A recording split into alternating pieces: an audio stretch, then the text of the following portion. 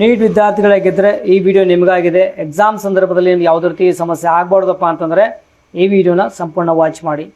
So ಅಂದರೆ dress code ಬಗ್ಗೆ ಮತ್ತು ಆಮೇಲೆ ಏನೆಲ್ಲ ಡಾಕ್ಯುಮೆಂಟ್ಸ್ ಕ್ಯಾರಿ ಮಾಡಬೇಕನ್ನೋದು ಹೇಳಕ್ಕೆ ಹೋಗ್ತಾ ಇದ್ದೀನಿ. ನೋಟ್ ಡೌನ್ ಮಾಡ್ಕೊಳ್ಬೇಕು. ಆಮೇಲೆ ವಿಡಿಯೋನ ಸೇವ್ ಮಾಡ್ಕೊಳ್ಳಿ, ಲೈಕ್ ಮಾಡಿ, ಶೇರ್ ಮಾಡೋದನ್ನ ಮರಿಬೇಡಿ. ಫಾಲೋ ಮಾಡಿಲ್ಲ ಅಂದರೆ ಮಾಡಿ, ಯಾಕಂದರೆ ಅಡ್ಮಿಷನ್ ಆಗೋವರೆಗೂ ನಾನು ನಿಮಗೆ ಗೈಡ್ ಮಾಡ್ತೇನೆ. ಸೊ ಮೊದಲನೇದು ಡ್ರೆಸ್ ಕೋಡ್ ಬಗ್ಗೆ ಹೇಳಬೇಕು ಅಂದರೆ KCTಯಲ್ಲಿ ಏನಿದೆ ಸೇಮ್ ಡ್ರೆಸ್ ಕೋಡ್ ಇಲ್ಲಿನೂ ಅಪ್ಲಿಕೇಬಲ್ ಇದೆ. ಸಿಂಪಲ್ ಆಗಿರುವಂಥ ಡ್ರೆಸ್ನ ಹಾಕ್ಕೊಂಡು ಹೋಗಿ. ಓಕೆ, ಸೊ ಭಾಳಷ್ಟು ಹೆವಿ ಕಲರ್ ಆಗಿರುವಂಥದ್ದಾಗಲಿ ಅಥವಾ ಭಾಳಷ್ಟು ಲೇಯರ್ಸ್ ಇರುವಂಥ ಕ್ಲಾತ್ಸ್ ಆಗಿರ್ಬೋದು, ಅದನ್ನು ಅವಾಯ್ಡ್ ಮಾಡ್ಕೊಳ್ಳಿ. ಆಮೇಲೆ ಹೆವಿ ಬಟನ್ಸ್ ಇರುವಂಥ ದಯವಿಟ್ಟು ಅದನ್ನು ಅವಾಯ್ಡ್ ಮಾಡಿ. ಭಾಳಷ್ಟು ಪಾಕೆಟ್ಸ್ ಇರುವಂಥ ಕ್ಲಾತ್ನ ದಯವಿಟ್ಟು ಬೇಡವೇ ಬೇಡ. ಓಕೆ, ಮತ್ತು ಹಾಫ್ ಸ್ಲೀವ್ ಆಗಿರ್ಬೋದು ಅಥವಾ ಟಿ ಶರ್ಟ್ ಬೇಕಾದ್ರೆ ಹಾಕ್ಕೊಂಡು ಹೋಗ್ಬೋದು. ಸಿಂಪಲ್ ಆಗಿರುವಂಥ ಡ್ರೆಸ್ನ ಹಾಕ್ಕೊಂಡು ಹೋಗಿ. ಓಕೆ, ಆಮೇಲೆ ಶೂಸ್ ಯೂಸಲಿ ಅಲೋ ಇರೋದಿಲ್ಲ, ಬೇಡ. ಸ್ಲೀಪರ್ಸ್ ಆಗಿರ್ಬೋದು ಮತ್ತು ಲೋ ಹೀಲ್ಸ್ ಸ್ಯಾಂಡಲ್ಸಲ್ಲಿ ಬೇಕಾದ್ರಲ್ಲಿ ಹಾಕ್ಕೊಂಡು ಹೋಗ್ಬೋದು. ಓಕೆ, ಸೊ ಆಮೇಲೆ ಯಾವುದೇ ರೀತಿ ದಯವಿಟ್ಟು ಗರ್ಲ್ಸ್ ಯಾವುದೇ ರೀತಿ ಆರ್ನಮೆಂಟ್ಸ್ ಒಟ್ಟಾಗಿ ಅಲೋ ಇರೋದಿಲ್ಲ, ಒಟ್ಟಾಗಿ ಬೇಡವೇ ಬೇಡ. ನಿಮಗೆ ಅಲ್ಲಿ ಮತ್ತೆ ನಿಮಗೆ ಕಿರಿಕಿರಿ ಆಗುತ್ತೆ.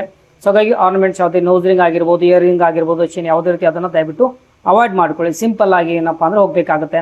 ಆಮೇಲೆ ಏನು ತೆಗೆದುಕೊಂಡು ಹೋಗ್ಬೇಕನ್ನೋ ಮಾಹಿತಿ ಹೇಳಬೇಕು ಅಂತಂದರೆ ಕಂಪಲ್ಸರಿ ಅಡ್ಮಿಟ್ ಕಾರ್ಡ್ ತೆಗೆದುಕೊಂಡು ಹೋಗಬೇಕಾಗುತ್ತೆ. ಅಡ್ಮಿಟ್ ಕಾರ್ಡಲ್ಲಿ ನಮಗೇನಪ್ಪ ಅಂದರೆ ಅದು ಬಂದಾಗೂ ಸಹ ತಿಳಿಸ್ತೇನೆ. ನಿಮಗೊಂದು ಪಾಸ್ಪೋರ್ಟ್ ಸೈಜ್ ಫೋಟೋನ ಅಫಿಕ್ಸ್ ಮಾಡಬೇಕಾಗುತ್ತೆ. ಆ ಫೋಟೋ ನೀಟ್ ಅಪ್ಲಿಕೇಶನ್ ಹಾಕೋ ಏನಿತ್ತು ಅದೇ ಫೋಟೋನ ನೀವು ಇಲ್ಲಿ ಅಫಿಕ್ಸ್ ಮಾಡಬೇಕಾಗುತ್ತೆ. ಓಕೆ, ಸೊ ಆಮೇಲೆ ನಿಮಗೆ ಒಂದೊಂದು ಎಕ್ಸ್ಟ್ರಾ ಒಂದು ಪಾಸ್ಪೋರ್ಟ್ ಸೈಜ್ ಫೋಟೋನ ತೆಗೆದುಕೊಂಡು ಹೋಗಿ ಅಲ್ಲಿ ಅಟೆಂಡೆನ್ಸ್ ಸ್ಲಿಪ್ಪಲ್ಲಿ ಪೇಸ್ಟ್ ಮಾಡ್ತಾರೆ. ಓಕೆ, ಆಮೇಲೆ ಇನ್ನೊಂದು ಪೋಸ್ಟ್ ಕಾರ್ಡ್ ಸೈಜ್ ನಿಮಗೆ ಬೇಕಾಗುತ್ತೆ, ತೋರಿಸ್ತಾ ಇದ್ದೀನಿ. ಈ size post card size photo admit card ಬಂದಾಗ ಪ್ರಿಂಟ್ ತೆಗೆದುಕೊಂಡಾಗ ಅಲ್ಲಿ ಇದನ್ನು ಫಿಕ್ಸ್ ಮಾಡಬೇಕು.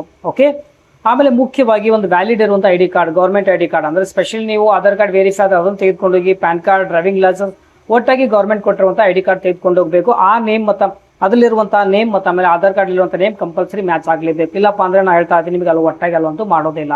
ಪೆನ್ ತೆಗೆದುಕೊಂಡು ಹೋಗುತ್ತೆ ಯೂಸಲಿ ಅವಶ್ಯಕತೆ ಇರೋದಿಲ್ಲ, ಪೆನ್ ಯೂಸಲಿ ಅವ್ರು ಕೊಡ್ತಾರೆ. ಓಕೆ, ಮತ್ತು ಆಮೇಲೆ ರಿಸ್ಟ್ ವಾಚ್ ಆಗಿರ್ಬೋದು, ಯಾವುದೇ ರೀತಿ ಎಲೆಕ್ಟ್ರಾನಿಕ್ ಗೆಜೆಟ್ಸ್ ಅಲ್ಲಿ ತೆಗೆದುಕೊಂಡು ಹೋಗಿರೋದಿಲ್ಲ.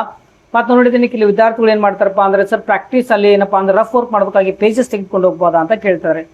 ಅಲ್ಲೂ ಇರೋದಿಲ್ಲ, ಅಲ್ಲಿ ಆಲ್ರೆಡಿ ಕ್ವಶನ್ ಪೇಪರಲ್ಲಿ ನಿಮ್ಗೆ ಏನಪ್ಪ ಸ್ಪೇಸ್ ಇರುತ್ತೆ, ಅಲ್ಲಿ ನೀವು ಬೇಕಾದರೆ ರಫ್ ವರ್ಕಲ್ಲಿ ಮಾಡ್ಕೊಳ್ಬೋದು. ಓಕೆ, ಕ್ಲಿಯರ್ ಆಯ್ತು ಅನ್ಕೋತಾ ಇದ್ದೀನಿ. ಸಿಂಪಲ್ ಆಗಿರುವಂಥದ್ದು, ದಯವಿಟ್ಟು ಇದನ್ನು ಫಾಲೋ ಮಾಡ್ಕೊಳ್ಳಿ. ಇದರ ಅಪ್ಡೇಟ್ ನೀಡ್ತಾ ಇರ್ತೀನಿ ಕೌನ್ಸಿಲಿಂಗ್ ವರೆಗೂ.